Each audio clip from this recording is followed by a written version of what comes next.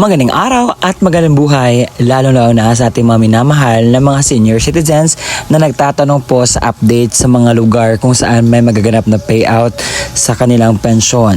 At heto po, sa araw po na ito ay bibigyan ko po kayo ng latest update po nang sa gayon po ay meron kayong idea kung saan na ba ang inyo pong payout sa inyo pong matatanggap na pensyon. Kaya naman, tapusin mo ang video na ito hanggang sa dulo nang sa gayon makuha mo ang punto ng video kong ito. Attention senior citizens, may payout releasing na payout schedule April 29, 2026. Alamin natin ang buong detalye sa balitang ito. Sa araw po na ito, ang mapakinggan ninyo ng mga impormasyon ay una, ang mga lugar kung saan may magaganap na payout sa social pension for indigent senior citizens. Pangalawa, ano ang oras po ng inyong payout? Pangatlo, saan po ba magaganap ang inyong payout? Pang-apat, mga kompletong requirements na dapat mong i-ready. At pang-lima, mga dagdag kaalaman patungkol po dito. Kaya naman, atin itong pag-usapan nang sa gayon po ay meron kayong idea sa mga lugar at buong detalye sa balitang ito. Let's go! Ang una po sa ating listahan ay ang City of Iligan. Dahil sa April 29, 2026 ay meron po mga lugar kung saan magaganap po na payout sa social pension for indigent senior citizens. Sa Kilawaan Gym, Kiwalan Gym, ang Barangay Kiwalan at Barangay Akmak. Sa Dalipuga Gymnasium, ang Barangay Dalipuga. Sa Santa Filomena Gymnasium, ang Barangay Santa Filomena. Sa Hinaplanon Gymnasium, ang mga barangay na mag-payout ay ang Upper Hiplanon, umaga ang payout. Barangay San Roque, hapon po ang payout. At Barangay Hinaplanon. Sa Luinab Gymnasium, ang Barangay Luinab ang mag-payout. Sa Del Carmen Gymnasium, ang Barangay Del Carmen ang mag-payout. Sa Bagong Silang, ito po ang mga barangay na mag-payout. Barangay Santo Rosario, alas 8 hanggang 10 ng umaga. Barangay San Miguel, alas 10 hanggang onwards. At sa Bagong Silang po ay mag-payout. At sa punong ito po ang mga lugar, mga tao na kasali po na kukuha ng pensyon nang sa gayon po makita po ninyo. Kayo na po bahala mag-pause.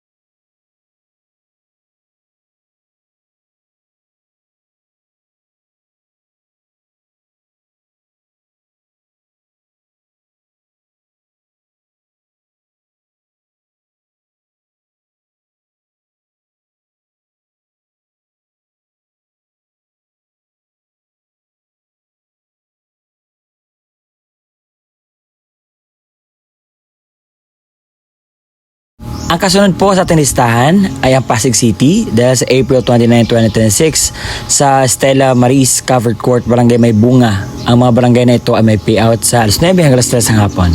Barangay May Bunga, Barangay Kanyogan at Barangay Ugong. Ang mga barangay na iyan po ay magkukuha po ng payout sa social pension for indigent senior citizens.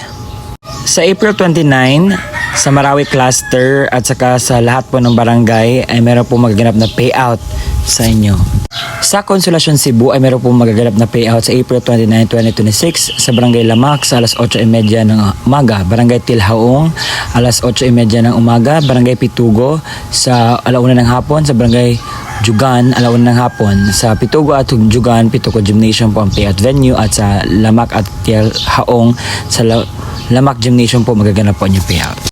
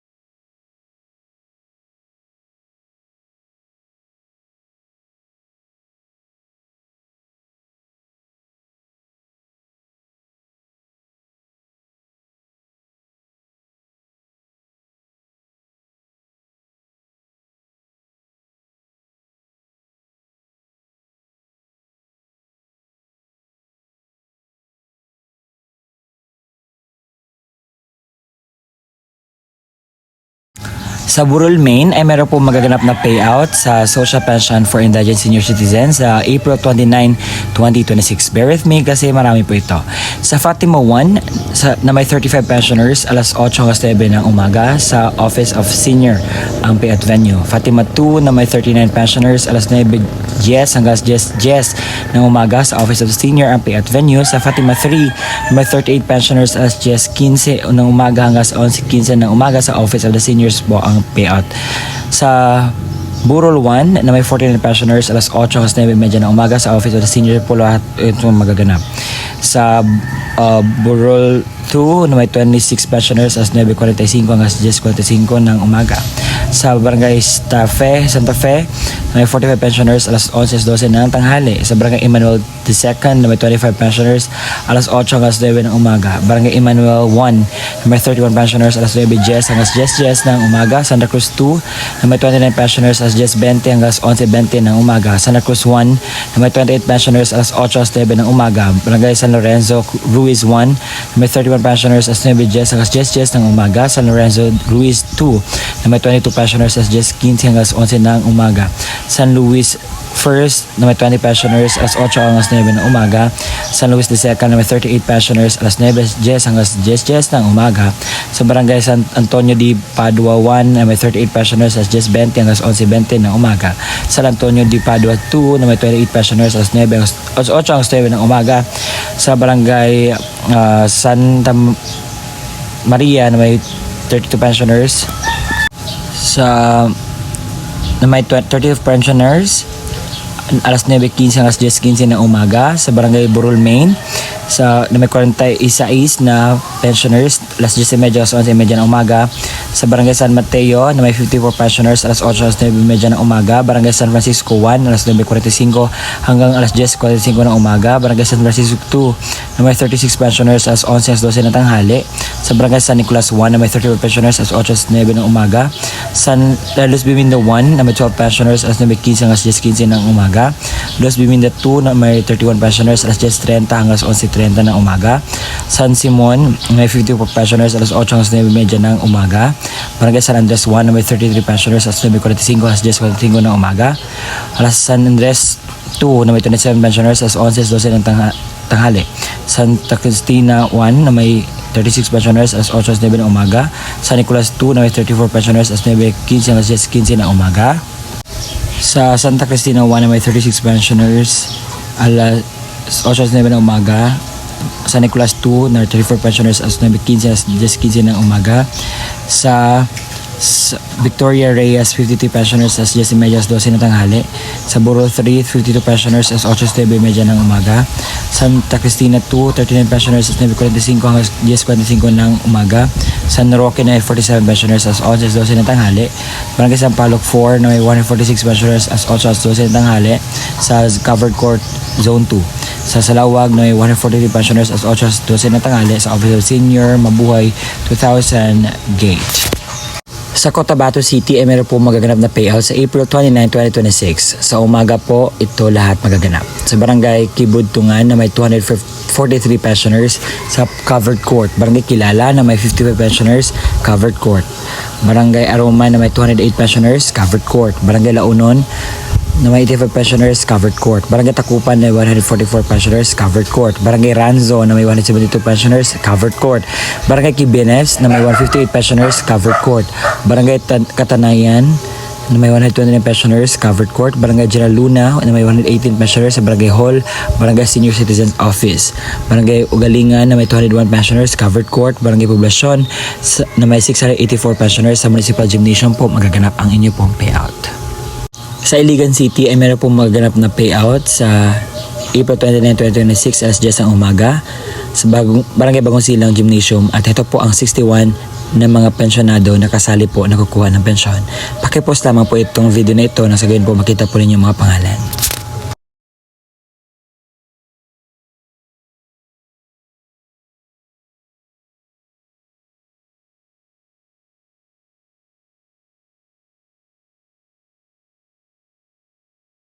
Sa Bayumbong ay meron po magaganap na payout sa April 29, 2026 sa mga barangay na ito. Sa Barangay Bansing na may 18 pensioners, Barangay Paitan na may 28 pensioners, Barangay Magapoy na may 22 pensioners, alas 8 alas 9:30 ng umaga sa Paitan Barangay Hall. Sa Barangay Benavista na may 34 pensioners, Barangay Busilak na may 40 pensioners, Barangay Magsisay na may 62 pensioners, alas 10 hanggang 12 ng tanghali sa LGU Bayumbong DepEd Gymnasium. Sa DMP na may 22 pensioners, DTM na may 16 pensioners, DMM na may 23 pensioners, DDM na may 22 pensioners, District 4 na may 37 pensioners, Salvacion na may 25 pensioners, Santa Rosa 41 pensioners, San Nicolas 17 pensioners, Vista Alegre na may 66 pensioners. Alas 12 hanggang 5 ng hapon sa LGU Bayumbong DepEd Gymnasium po ang payout venue.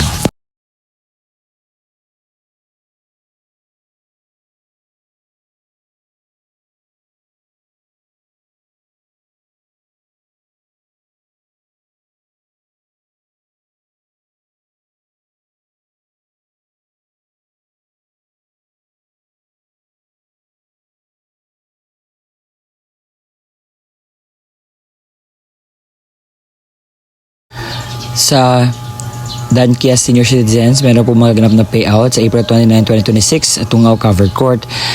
At ito po ang other barangays na mag-payout po. At pakialaman po ang mga lugar na sa po may idea kayo kung saan.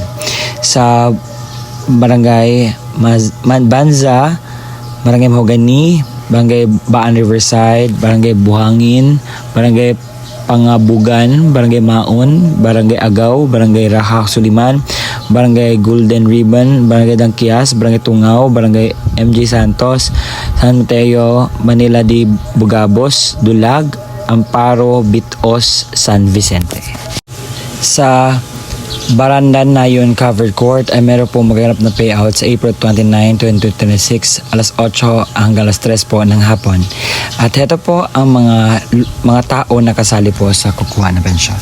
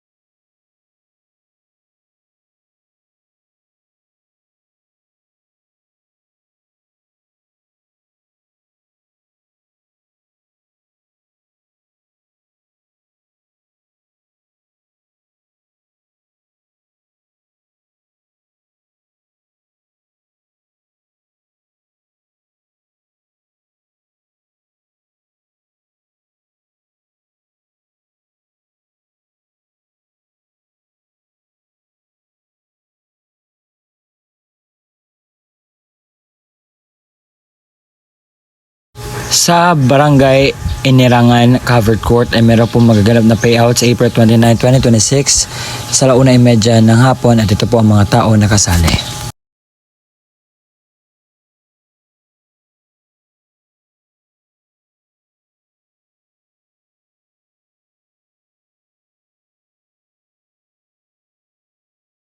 Sa Alomino City ay meron po magaganap na payout sa April 29, 2026 as 9:30 ng umaga sa Poblacion Barangay Hall po magaganap ang new payout.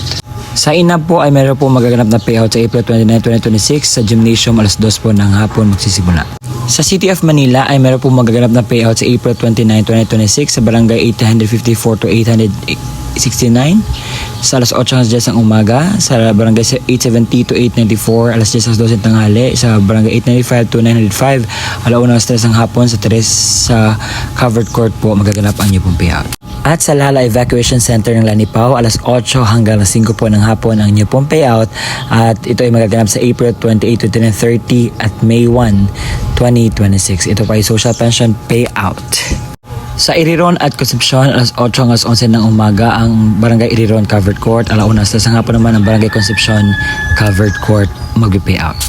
Ngayon naman ay pupunta tayo sa Bohol sa April 29, 2026 para sa Island Barangays sa Barangay Pinamgo, alas 10 ng umaga, Barangay Sagasa, alas 10 ng umaga, Barangay Malingin, alas 10 ng umaga, lahat po ito alas 10. Barangay Maumaya, Maymawan, Barangay Bilang-Bilangan Dayot, Barangay Bilang-Bilangan Dako, Barangay Hingutanan East sa Barangay Hall, Barangay Hingutanan West sa Barangay Hall po. Lahat po ng new payout ay Barangay Covered Court po magaganap ito. Kompletong detalye sa magaganap po na payout sa social pension for indigent senior citizens sa araw po na aking sinasabi. At baka may nagtatanong sa akin, Sir, totoo po ba itong sinasabi ninyo? Baka po ma-scam kami. Ang lahat po ng aking ibinabalita sa inyo ay totoo pong mangyayari. At Sir, bakit wala po ang aming lugar dyan? So kung hindi nyo nakita ang inyong lugar sa aking vlog, ang pwede nyo pong gawin ay pumunta kayo sa pinakamalapit na barangay sa inyo at tanungin po ang update, kailan po ba at lahat ng impormasyon na kinakailangan mo. Dahil hindi lahat ng mga lugar ay nagpo-post dito sa online na kung saan dito ako nagre-research. Ang nakikita ko lang po yung mga barangay mismo na nagpo-post dito at binavlog ko nang sa gayon po maging aware po kayo. So kung may mga mga barangay man kayo na hindi masyadong nag-post online, so pwede nyo pong puntahan dyan nang sa iyo ay maging updated po kayo, okay? So, magtatanong kayo, sir, ano ba ang mga requirements na dapat namin i-ready para po sa payout? So, ilista ko na, nasabi ko na kanina lahat ng mga detalye. Kung may katanungan ka pa, you can just ask the question. O, ito na ang kumpletong detalye ng mga requirements na dapat mong i-ready para po sa inyo pong payout na makuha. CSWDO at OSCA na mayroong original na pirma na MSWDO, OSCA, Senior Citizens at Authorized Representative. Isang malinaw na photocopy ng government-issued ID gaya ng SSS, updated PhilHealth ID, Barangay ID, UMID, Voters ID, updated voter certification, updated police clearance ng authorized representative at lagyan na 3 original na pirma o thumb mark katulad ng ipapakitang ID. Paalala, siguraduhin pareho ang lagda, thumb mark ng senior citizen, beneficiaryo at authorized representative base sa kopya ng government-issued ID na presenta. Kumpletuhin ang mga hinihinging lagda, thumb mark sa authorized letter, iwasang magusot at huwag bilutin ang mga dokumento. Kung namatay na ang beneficiaryo, isang malinaw na Xerox ng ID ng pensioners, warranty letter na nagmula sa MSWDO, CSWDO o OSCA na may pirma ng MSWDO, Xerox ng death certificate ng beneficiaryo na mayroong serial number, isang malinaw na photocopy ng government-issued ID gaya ng SSS, updated PhilHealth ID, updated Barangay ID, UMID Voters ID, updated voter certification, at updated police clearance ng authorized representative at lagyan na 3 original na pirma o thumb mark katulad ng pinapakitang ID. Paalala, kumpletuhin ang mga hinihinging lagda o thumb mark sa warranty letter at iwasang maggusot at huwag bilutin ang mga dokumento. Kung wala ang death certificate, kinakailangan ng certificate mula sa MSWDO, CSWDO na nakasaad ng pagpatunay na ang beneficiaryo ay patay na at kasalukuyan inasikaso ang death certificate. Huwag kalimutan magdala ng iyong ballpen na itim, payong at saka tubig. At kung meron na doon na po kayo sa payout, kinakailangan niyo pong gawin ito. Kinakailangan kumain muna kayo before pumunta sa payout. Magdala ng sariling ballpen, inumin at gamot kung kinakailangan.